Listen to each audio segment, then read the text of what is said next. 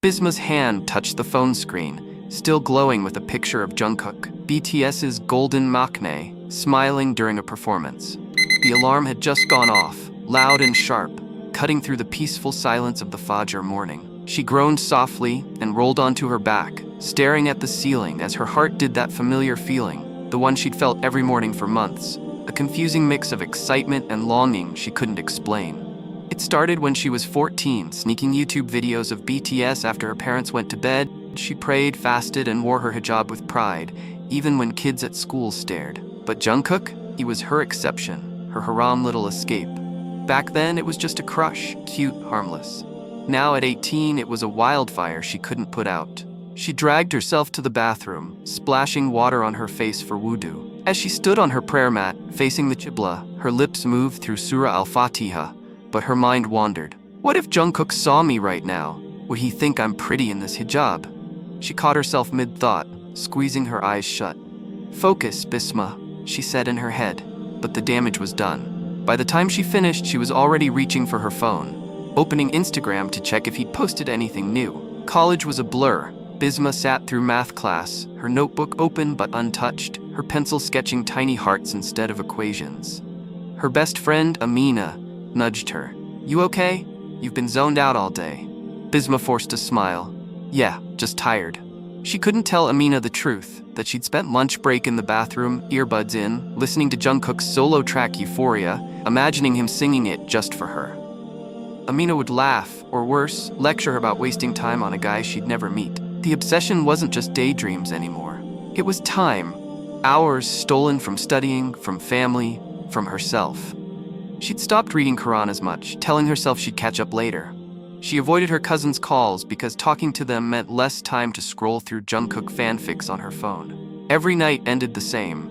Her lying in bed, the glow of her screen lighting up her face as she read stories of him falling for a girl like her, hijab and all. She'd stay up past midnight, eyes heavy but heart racing, whispering, "Just one more chapter," until the clock mocked her with 2 a.m. It wasn't that she didn't know it was wrong.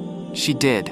She'd lie awake sometimes, staring at the ceiling, anxiety clawing at her chest. What am I doing with my life? He doesn't even know I exist. She'd promise herself she'd stop, delete the apps, unfollow the fan accounts. But by morning, the pull was back, stronger than ever. It was like an addiction, a hit of dopamine she couldn't resist.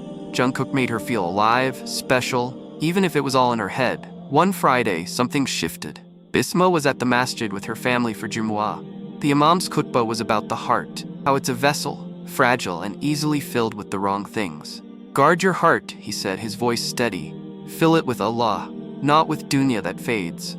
Bisma shifted uncomfortably in the women's section, her phone burning a hole in her pocket. She'd been planning to sneak a peek at Jungkook's latest Instagram post after prayer. The words hit her like a slap. But wait for the twist. That night, Bisma fell into a deep sleep with the Quran resting on her chest. Just before dozing off, she had been reading a verse from Surah Al-Hadid that echoed in her mind like a quiet whisper.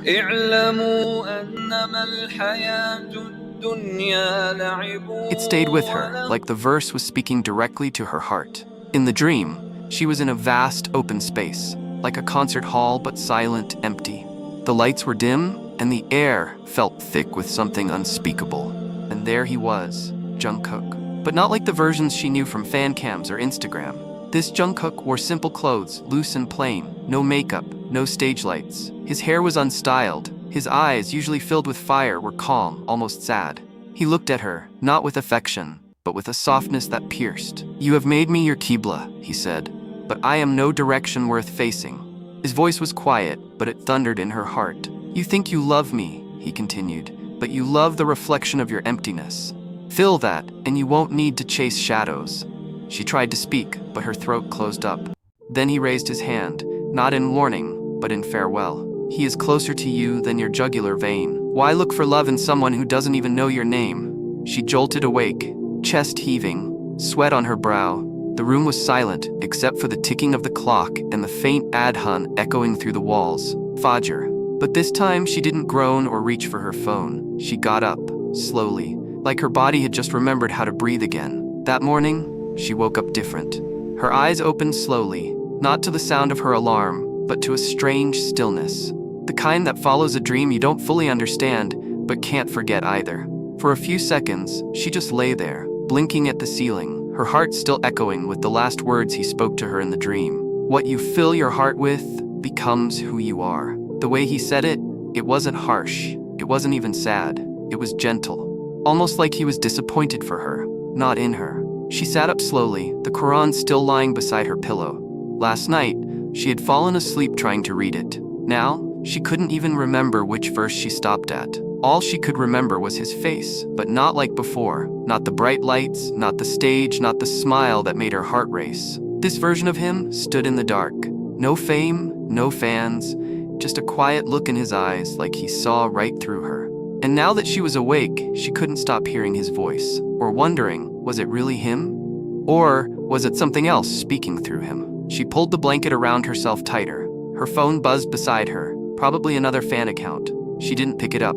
Instead, she looked around her small room, the posters, the merch, the parts of her heart she had given away, piece by piece.